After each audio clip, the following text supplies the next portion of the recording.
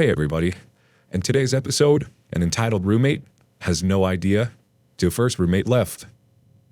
So I moved in with my coworker, working together for about 3 years. She's almost 60, I'm 23, on the first of the month. I thought it was going to be calm and chill considering her age and how much of an introvert I am. Boy, was I completely wrong. I have never met anyone more entitled in my life, and I have a lot of stories I could have posted here, but this one I just had to. Just a few things that have happened less than a month of me being there. While I was at work, she sent me a message asking to borrow $100 to go out and have fun. She has borrowed money from me in the past, and she gives it back in increments of 5s and 10s to a period of months. I told her I don't have $100 just to give her, and she said, "What about $80? As if that makes it doable. I told her no, and she said if I trusted her, I would give her my bank card so she could go take out the money she wanted from the bank and then bring my card back. No. I told her money doesn't leave my bank unless I'm taking it out, and she acted like I was only doing this so she couldn't go out and have a fun time. I lent her $12 that same morning for gas money.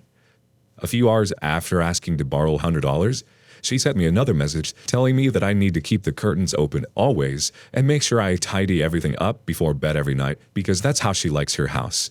I told her that no, I will not be keeping the curtains open at night because it makes me feel unsafe, and also asked her if there was a reason for her to be saying I need to keep things clean. She responded back saying that's how she likes the curtains and to remember to keep them open during the day or before I ever leave the house. She also said there was no particular reason for her saying to keep things tidy, she was just telling me so I know. I'm not a real neat freak, but by no means have I ever left a mess for anyone else to find.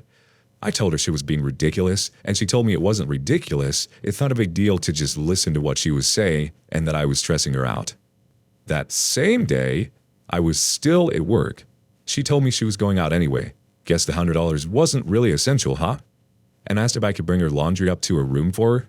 Mind you, that this laundry is laundry that I did the night before, and I folded all of her clothes and put them on the couch for her. She didn't work the night I did the laundry or the next day, and she let it sit on the couch. I was in the middle of a 9-hour shift, in the middle of a rush, when she asked that. I did not respond. It was very hard to come back after work and see it sitting on the couch and not throw it all back in the dryer. She has been gone for days now. No idea where she is. But last night, after I got out of work, she sent me a message saying that this wasn't working out and she's going through too much in her life to have me add to the stress. Denying her money, questioning her requests, asking me if I'm a house guest or paying half the rent stresses her out. I agreed and told her that this is too stressful for both of us and that I would leave before the end of the month. She freaked out. She told me that I'm not allowed to just leave and have to give her a notice and pay a fee of $81.25. That's the exact amount she said, just for the inconvenience. I never signed anything when I moved in. We didn't even have a verbal agreement. It hasn't even been a full month. I told her that half of the cable Wi-Fi bill, I got it for us, plus the $60 she owes me from 1 week alone, should cover that mysterious fee. The first week of me being there, she would walk in my room while I was sleeping, wake me up, and start talking about her day. Waking up someone hovering over me is something that happened with a very bad ex numerous times, and every time she would do that, I would be terrified, and she knew I went through a situation like this. If I left anything on the bathroom counter, she would move it in a drawer and tell me that my stuff goes into that drawer. I left a brush on the table downstairs before leaving for work, and I came back to find it laying on the ground outside my bedroom door. I've come back to find all my wine coolers gone numerous times because when she runs out of beer, she would drink whatever I have in the fridge.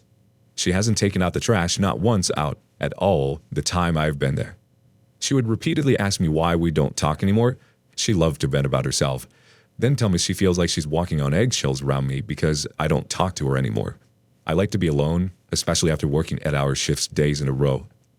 When I tried explaining how I felt to her, she would get extremely defensive and act like I was purposely trying to stress her out. She couldn't say how stressed out her life had been the past few months enough, and anything I did that she didn't want me to was just so awful to her, and I was out to get her. When I would leave the house, it's rare but it happens, she would call me at least twice and send at least 2 messages within a 2-hour period. I felt like I was being suffocated, and when I expressed this to her, she got really defensive and made me feel bad for saying anything at all. Not even a month. She's been MIA for the past 3 days. The "this isn't working out" message happened last night. I started packing immediately after she sent that. It was almost like a saving grace. I've been debating on leaving since the second week, And that sealed it for me. And continued on in the morning. It took me all day, but I did it. And she still thinks I'm going to be there until the end of the month. She's going to walk in to no cable or Wi-Fi, the same movies she's had for years, and a pile of laundry on the couch. She should feel lucky I left the dish soap, laundry detergent, paper towels, dish sponge, and 2 rolls of toilet paper, because I've been buying all that too. I took all the groceries I bought that I still wanted and my ice cube tray. My mom couldn't stop laughing because she was so shocked she was like this. She had no idea. And Wednesday, she's helping me set up my room again. Feels good to be home. Update. She left a voicemail telling me I was to come back today because it's my day off and grab the rest of my stuff. I left a box in the shed because it's locked and she has the key. It's VHS tapes. And I will not come and go as I please. I'm not allowed there anymore, and that I left the room in absolute mess. She has to clean all day. I didn't want to hear her voice, so I sent her a message and told her I would be going Wednesday, not today, and technically still have a week left. I also told her I hope she didn't do anything to that room because I did in fact take a full-blown video of the room before I left that has the date. Her landlord is giving me back to security deposit on Wednesday. That's why I'm going Wednesday. She replied and said it was really wrong of me to decide to leave and I don't have a choice. I come today or Wednesday. That's final, so decide right now and that I'll learn as I get older and it's going to be so tough for me. I told her that I already said I'm going Wednesday, that I left because she said it wasn't working, and I agreed, and why would I stay if we're both so uncomfortable? I told her a lot of things she did were so wrong, but I wasn't about to spend my day off arguing with her, so have a nice day. Bye-bye. She says bye-bye to me whenever she sends me a condescending message. Then I put her on ignore again. She won't be there Wednesday, but I'll make an update about what happens when I go. Update 2. A mutual coworker of ours called me. We used to all work together at a different job, and told me that she has been blowing her up and calling her multiple times in a row since I left to vent about how awful and how horrible of a person or roommate I am. The lies she's saying are outrageous, and I can't imagine all the people she must be calling and will continue to call until the wee hours of the morning. She calls people whenever she feels like it. And from what she said to her, I believed that she has trashed my room. Good thing I have the video to try and make it so I don't get the deposit. I sent all the screenshots of what she's been messaging me to her. Some of them contradict what she told her. And she was laughing at the blatant lying she was doing. She also made it out to sound like I wasn't paying rent and just staying there free. And it turns out, whenever I didn't answer one of her messages while I was at work or just in general, she would call her and yell about how disrespectful and rude I was and how done she is with me and what nerve I have to be living in her house and not respond or listen to her. And apparently, she absolutely lost her shit on the phone about the curtain thing when I said no, but she didn't mention asking me to borrow $100 or take my bank card. The real kicker is that ex-roommate owes her $40. I am not ready for work tomorrow. Update 3. Deleted. Long story short, she started texting me because I wasn't answering her on Messenger. That's where she's on ignore. And she was just extremely out of line. I replied and basically told her she lives an extremely sad life and blaming other people will not make it any less sad and recommended therapy again.